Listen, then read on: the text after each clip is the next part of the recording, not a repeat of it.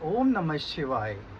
मैं आज आप अपने सभी दर्शकों के लिए एक बहुत ही इम्पोर्टेंट वीडियो केतु महादशा का सच या सच्चाई इस वीडियो को लेकर आप लोगों के सामने आया हूँ।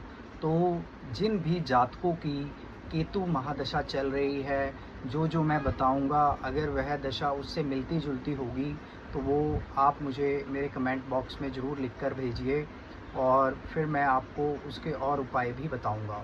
तो सबसे पहले हम लेते हैं कि जितनी भी दशाएं हैं, जितने मतलब कि ग्रह हैं, उनका एक टाइम पीरियड बांट दिया गया है कि ये दशा इतने साल रहेगी और ये दशा इतने साल रहेगी। तो वैसे ही केतु जो केतु महादशा है, उसके बाद वीनस की महादशा आती है। केतु महादशा में हमें क्या करना चाहिए कि आप लोगों को स्पिरिचुअल हो जाना चाहिए और आपकी जो रिलीजियस बुक्स वगैरह है उसमें आपको ध्यान से पढ़नी चाहिए, रिलीजियस बुक्स। और आपको भक्ति के कामों में ज़्यादा मन लगाना चाहिए।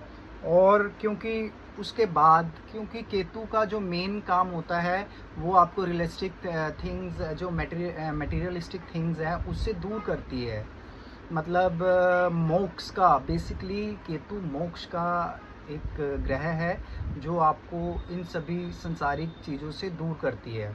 और इसके बिल्कुल ही उपरांत आपके जो जीवन में वीनस की महादशा आ जाती है।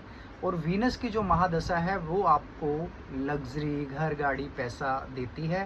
तो इसका मतलब ये है कि जो केतु महादशा आपके जीवन में आती है, आपको मोक्ष प्राप्त करने की तरफ प्रेरित करती है। आपको कहती है कि आप संसार के सभी कामों से दूर हो जाओ, अपना ध्यान भक्ति में लगाओ, आप रिलीजियस एक्टिविटी में ज़्यादा पार्टिसिपेट करें और रिलीजियस बुक्स में ध्यान लगाओ, पढ़ने में उन्हें। और जैसे ही फिर वीनस की महादशा आती है तो व्यक्ति का ध्यान संसार की चीज़ों में पड़ जाता है, उसका ध्यान पैसा कमाने में लग जाता है।